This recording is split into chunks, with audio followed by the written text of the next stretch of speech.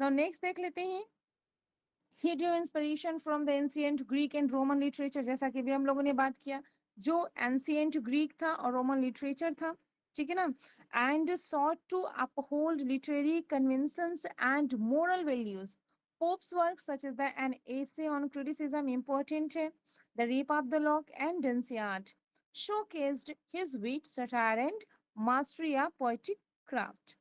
आगे देख लेते हैं दूसरा पॉइंट क्या है, the age of Pope is also notable for its emphasize on moral instruction. किसको एम्फसाइज करता है? मोरल इंस्ट्रक्शन को। नेक्स्ट देख लेते हैं, Pope's influence extended beyond his poetry. He was a prominent figure in the literary circle of his time, engaging in a intellectual debates. Okay, engaging in the intellectual debates and participating in the publication of the periodical like the Spectator and the Guardians. ठीक है, Pope's critical views and literary opinions helped shape the literary discourse of the era. Means जो उस time के जो literary discourse थे, like a प्रवचन, like a preaching. Okay, you can say that. Now point number D देख लेते हैं, other writers, उस टाइम की जो अदर राइटर्स थे वो कौन कौन से थे, जैसे जोनाथन स्विफ्ट हो गए, सैमुअल जॉनसन हो गए, जोसेफ एडिसन हो गए, made significant contributions to the literature of the time, each with their own distinct style and theme. Okay, ध्यान रखिएगा, पहली बात नेम बहुत ज्यादा इंपॉर्टेंट होता है किसी भी एरा का, उस एरा में कौन से प्रोमिनेंट ऑथर रहे हैं उनको जानना बहुत जरूरी है। अगर इस टाइप से क्वेश्चन दे दिया कि ये किस एरा से बिलोंग करते हैं, ठीक है, या identify the new classical periods author, then first you know about the eras author. Okay, now next देखते हैं अगस्टन एज। ठीक है, अगस्टन एज को देख लेते हैं। The Augustan age in English literature refers to a period of cultural and literary flourishing during the early 18th century. Important point. Okay, named after the reign of the Roman Emperor Augustus, जैसा कि भी हम लोगों ने इसके बारे में बात किया है। Known for its stability, order and intellectual achievement, the term Augustan is used to denote the influence of classical ideas, particularly those of ancient Rome. Voice हमारी clear आ रही है कि कुछ प्रॉब्लम हो रही है? जी, नो मैम, कोई प्रॉब्लम नहीं है। मैम एक बार और आप मुझे बता दीजिए, आपने पोप के बारे में क्या बताया था कि इनको क्या किस चीज का फादर कहा जाता है?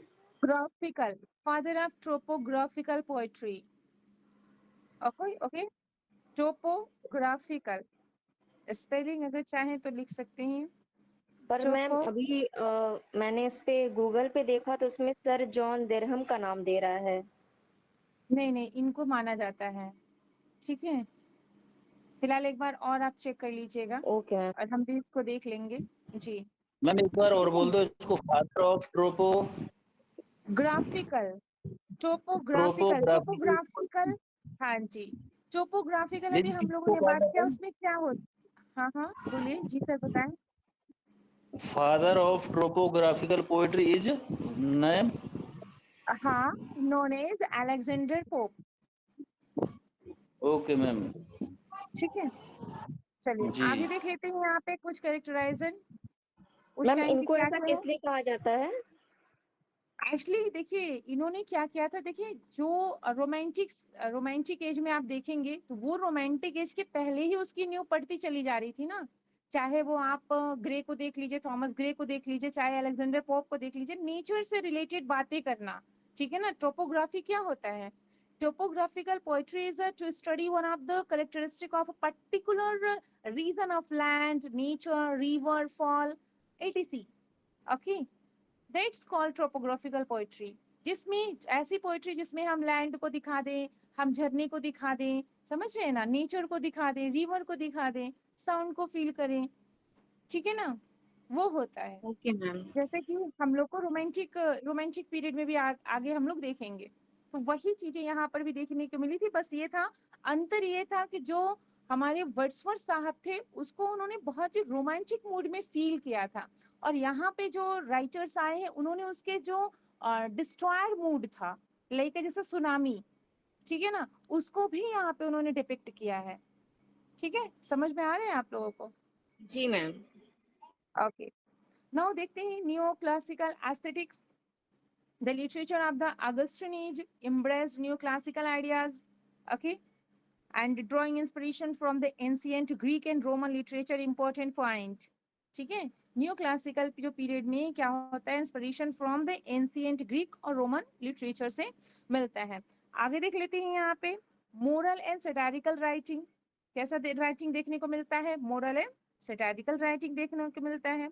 Public sphere and periodical essays इसमें देखने को मिलता है. जैसे आप एग्जांपल में देख सकते हैं the Tatler and the Spectator edited by Joseph Addison and Richard Steele. आगे देख लेते हैं emphasize on a reason and rationality. ठीक है, किस पे emphasize किया जाता है, reason and rationality. आगे देख लेते हैं yes poetic form like ये important point है. poetic form जैसे आप देख सकते हैं heroic couplet, a rhyming verse from consisting of pairs of line in iambic pentameter became popular during the Augustan age. अगर इस टाइप से पूछ लिया गया कि कौन से पोएटिक डिवाइसेस या फॉर्म्स अगस्टन एज में या अलेक्जेंडर पोप के टाइम में फेमस थे, ठीक है ना, तो क्या हो जाएंगे, हीरोइक कपलेट होंगे. एम्बिक पेंटामीटर में पेयर्स देखने को मिलता है, ठीक है ना. आगे देखते हैं poets like Alexander pope and John Dryden used heroic couplet. ये भी इंपॉर्टेंट है, ध्यान रखिएगा, ठीक है. Alexander pope and John Dryden used heroic couplet.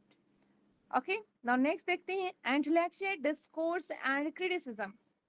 जो इंटेलेक्चुअल प्रीचिंग होती थी, प्रवचन होता था, एंड क्रिटिसिज्म उस टाइम पे ज्यादा फेमस था, ठीक है. आगे देख लेते हैं what is the historical background of the age. इस टाइम के जो हिस्टोरिकल बैकग्राउंड थे वो क्या थे. The late 17th and 18th century in England were marked by significant political, social and cultural transformation. The Glorious Revolution important है, ध्यान रखिएगा, 1688 saw the overthrow of James II and the accession of William III and Mary II to the throne. This event, क्योंकि ये सब हम लोगों ने अभी पढ़ा है, इसको बहुत ज़्यादा हम लोग डिटेल में पढ़ने की जरूरत नहीं है ना, अभी हम लोगों ने पढ़ा है. This event established constitutional monarchy and parliamentary power and using in a period of political stability and the growth of middle class society.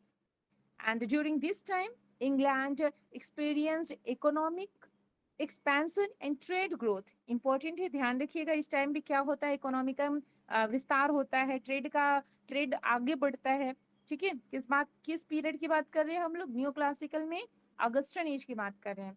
Okay, आगे देख लेते हैं the enlightenment and a philosophical and intellectual movement that advocated reason, scientific inquiry and progress gained prominence in Europe during the 18th century.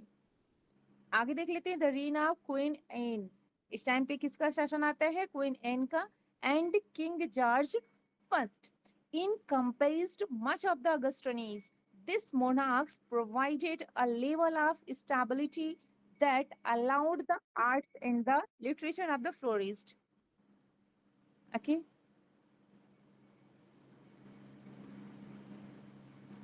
Okay, देख लेते हैं. और आगे अब हम लोग कल पढ़ेंगे who are the notable writer in their works of this as.